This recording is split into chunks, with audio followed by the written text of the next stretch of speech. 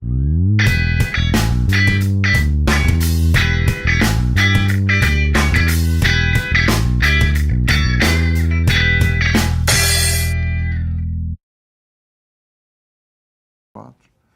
cria o Banco Central do Brasil. São 19 anos para que ele seja criado, com as características que os monetaristas querem que ele tenha.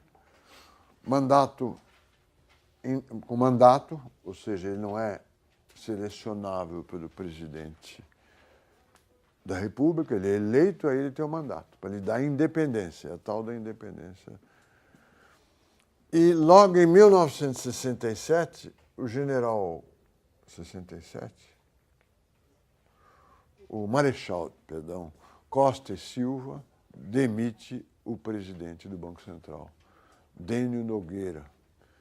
Quer dizer, a Revolução começa com o golpe, começa com o Marechal Castelo Branco.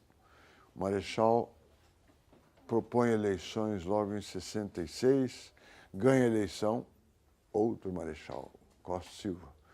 Linha dura, óculos escuros, muitas medalhas. O Dênio Nogueira, que tinha sido eleito para um mandato no bojo das reformas que o golpe fez, ele renegociou a dívida externa, criou uma nova estrutura tributária, estabeleceu o controle de preços, fez uma opção de coisas. E uma delas foi criar o Banco Central, cujo presidente tinha mandato. O segundo Marechal demite imediatamente o Dênio Nogueira. Quer dizer, ele não é independente. Acho que assume o professor Rui Aguiar da Silva Lemes, da Poli e dessa faculdade, também já falecido. Em 1985, na preparação do Plano Cruzado, se cria a Secretaria do Tesouro, que passa a ser a administradora da dívida pública do Estado, do Tesouro. O Tesouro Direto que vocês fazem hoje, vocês compram a dívida diretamente do Tesouro.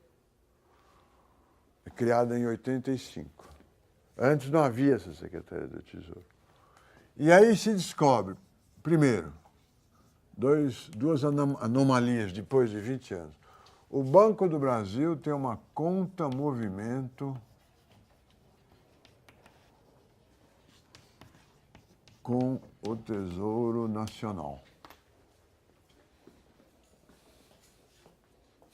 O que é uma conta-movimento? É um cheque-ouro.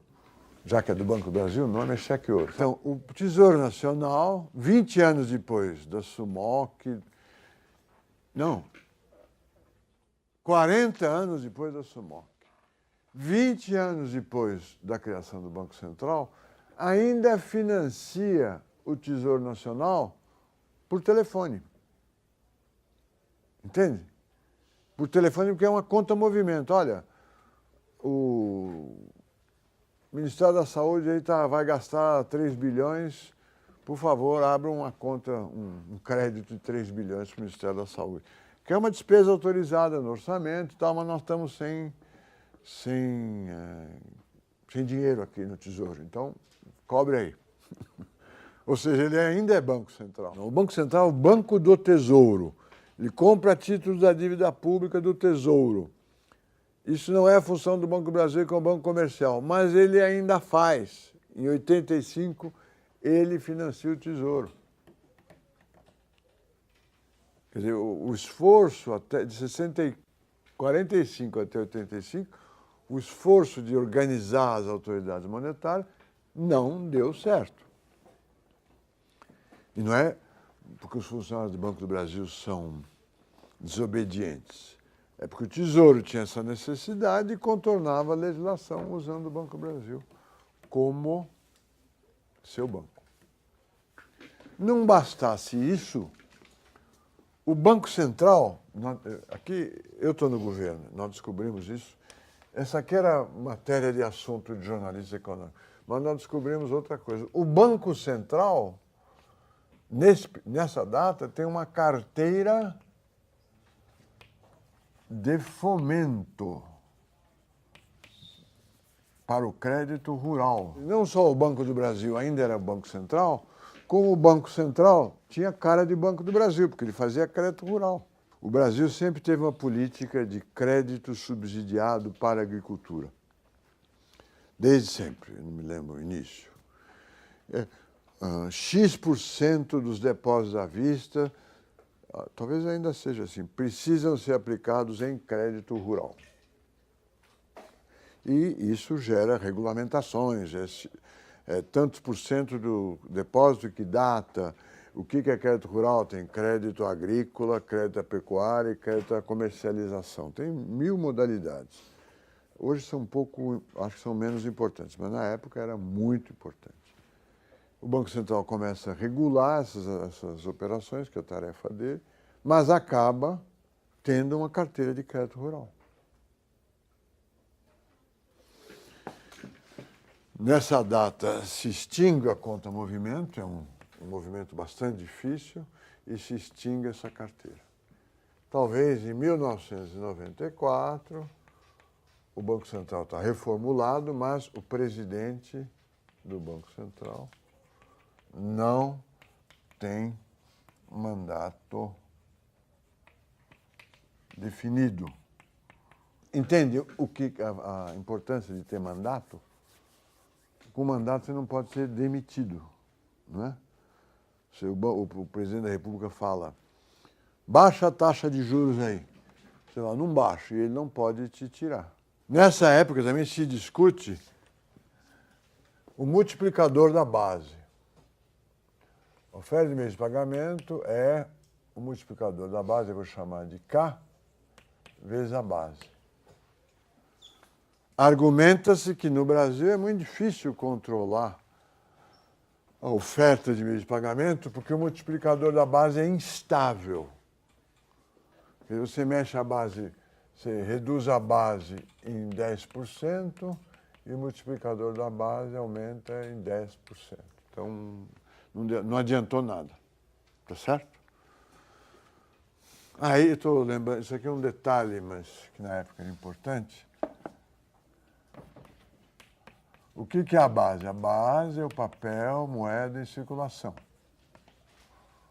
O Pastore, Afonso Celso Pastore, esse que eu citei, foi professor dessa casa até pouco tempo, é bravo, alto, italiano, é difícil discutir com ele, de origem italiana, mas é brilhante. Ele falou, olha, a base no Brasil não é só o papel, moeda em circulação.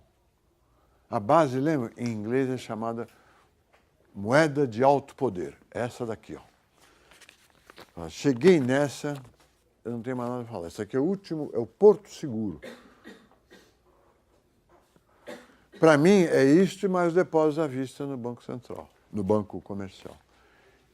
O pastor diz, no caso do Brasil, essa base, esse K é variável porque esse papel moeda em circulação está mal definido.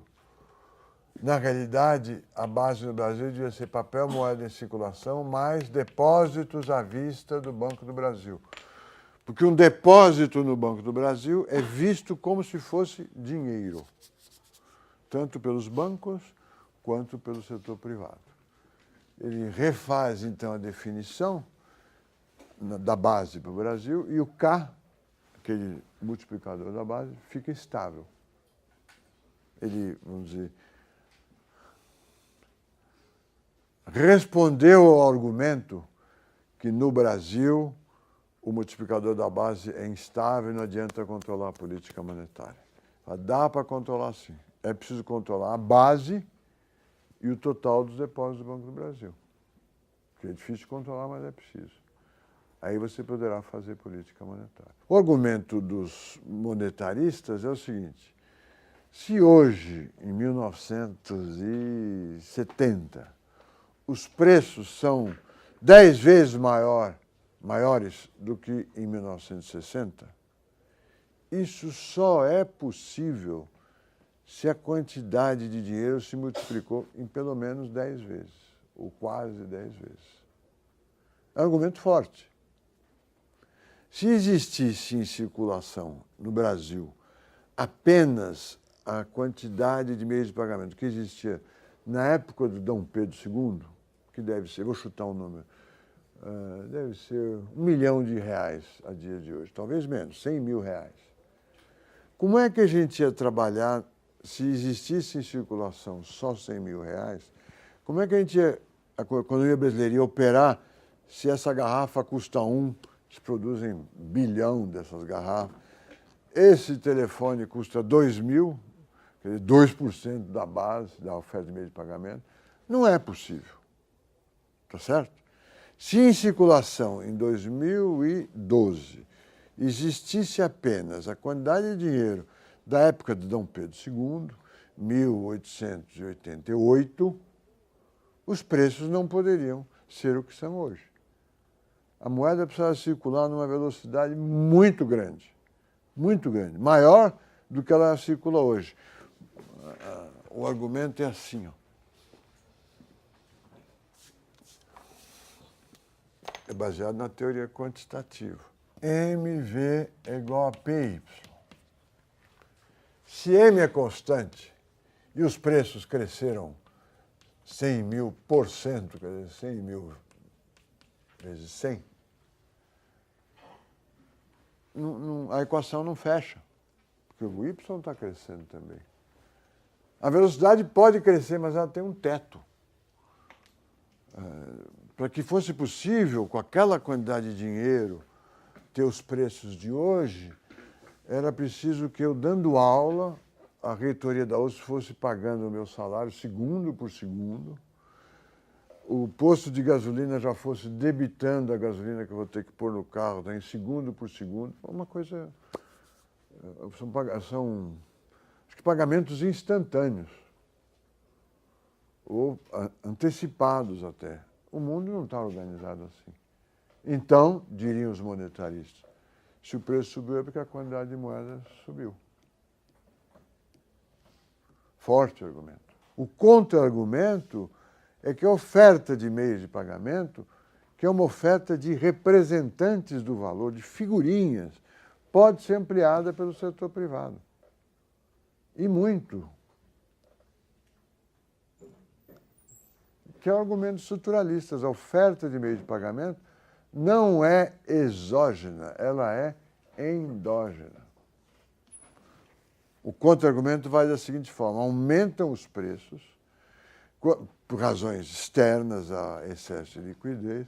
Quando aumentam os preços, as empresas precisam de mais crédito.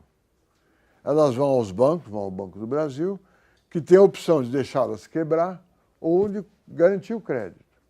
Porque só o aumento de preço precisa de mais crédito, porque o que isso aqui era 1.000, agora é 2.000, quem vende vai precisar um capital de giro que é o dobro, ou quem compra. Né? Porque antes ele comprava com R$1 milhão, comprava 1.000 desses. Agora ele precisa e vendia a prazo, né? Vendia durante um mês. Agora, com R$1 milhão ele compra apenas 500, porque o preço disso aqui dobrou. Então ele vai ao Banco Central e fala: olha, em vez de me dar 1 milhão, me dá 2, senão o meu negócio vai para o brejo. E o Banco do Brasil dá. Então, o contra-argumento dos estruturalistas e outros críticos é que a oferta de empréstimo, a oferta de meios de pagamento é endógena, não é exógena. Qual o argumento dos estruturalistas?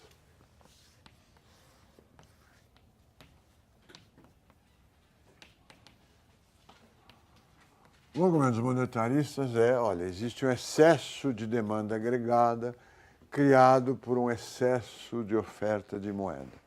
O governo aumenta a demanda agregada pelos seus gastos, financia com mais liquidez, a demanda agregada cresce, além do que a produção consegue atender, aumenta o nível geral de preço. Argumento dos monetaristas. Qual é a terapia proposta, qual o tratamento proposto pelos monetaristas? Corta o déficit público, corta o crescimento da liquidez, acaba a inflação. O Eugênio Goudin passou a vida inteira, este aqui, escrevendo no Globo que a inflação é excesso de moeda. Se o governo parar de emitir, acaba a inflação. Essa era a tese, o teor monotemático dos seus artigos. Os estruturalistas dizem o seguinte: se formos adotar a estratégia do FMI, a estratégia ortodoxa, combater a inflação na América Latina por redução da demanda agregada, diminuição na oferta de meios de pagamento, isto aqui gerará apenas crescimento mais lento. Y bolinha é taxa de crescimento. E não resolverá o problema da inflação. A inflação tem uma origem estrutural. Qual é essa origem? Com o crescimento desses países, tanto o crescimento do produto bruto, quanto do produto total, quanto do produto per capita, há várias alterações estruturais na economia que geram inflação. Então, urbanização. O que acontece? A oferta agrícola se reduz e a demanda por produtos agrícolas aumenta. E o preço do produto agrícola sobe.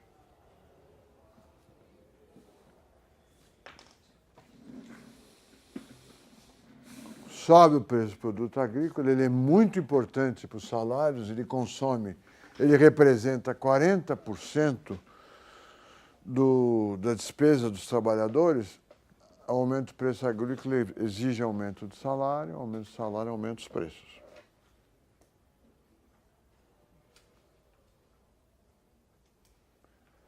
A primeira proposta dos estruturalistas é qual? A reforma agrária.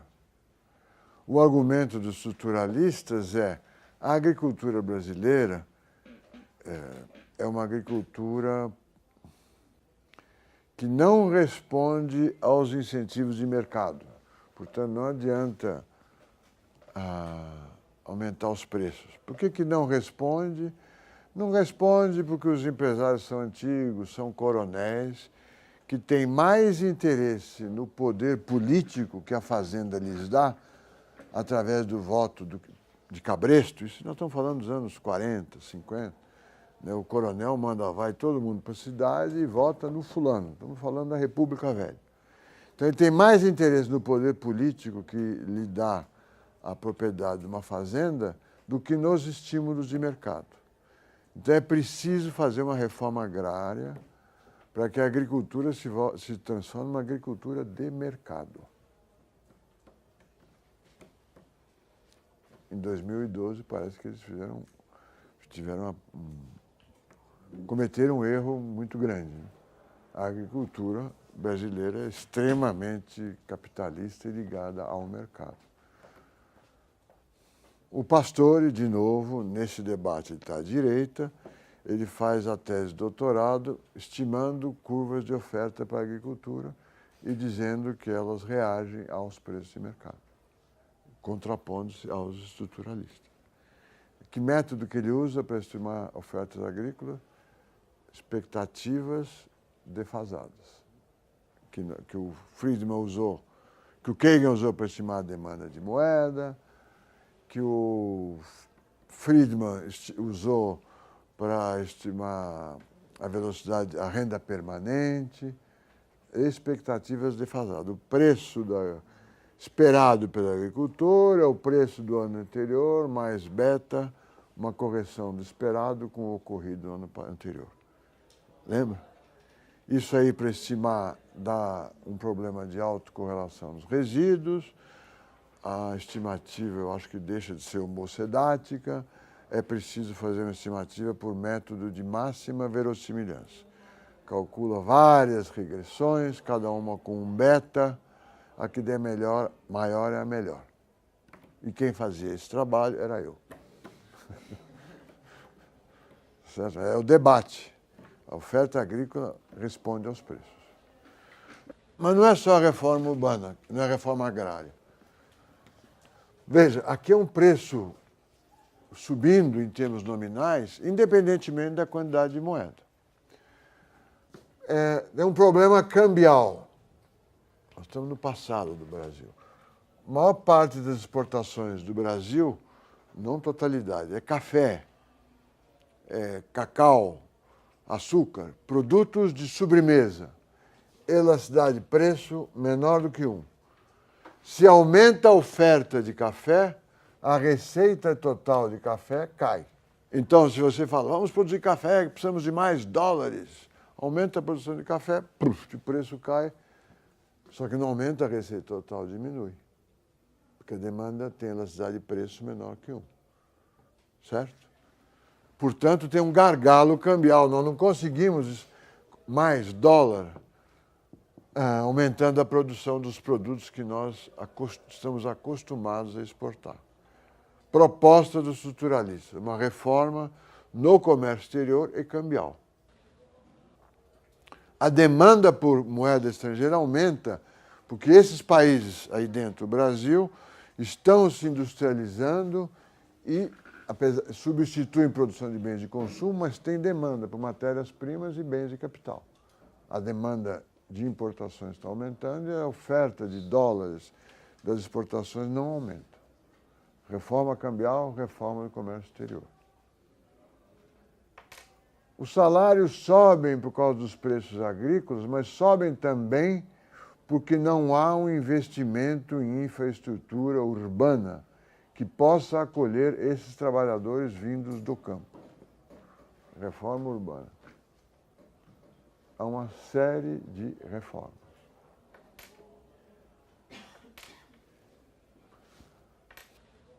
Então, são os preços individuais importantes que aumentam o nível geral de preço, autonomamente, independentemente do crescimento da oferta de meios de pagamento. E é preciso, portanto, fazer reformas estruturais para dar conta, para resolver esse problema de crescimento dos preços nominais.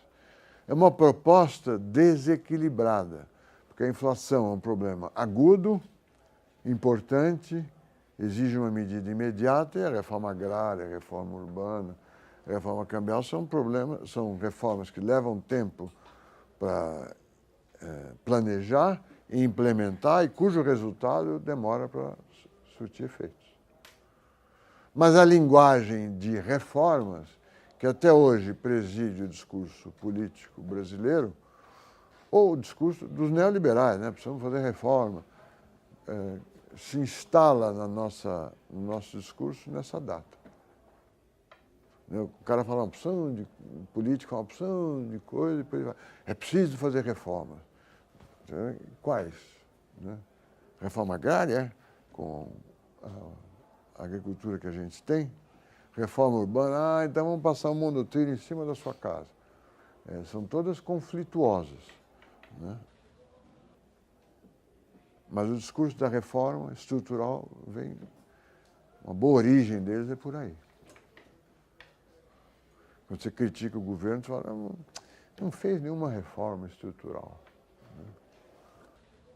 A reforma tributária, eu sempre digo que não há reforma tributária sem revolução. Exemplo, a reforma tributária do Tea Party, não agora, em 1776. Os Estados Unidos ficou independente da Inglaterra.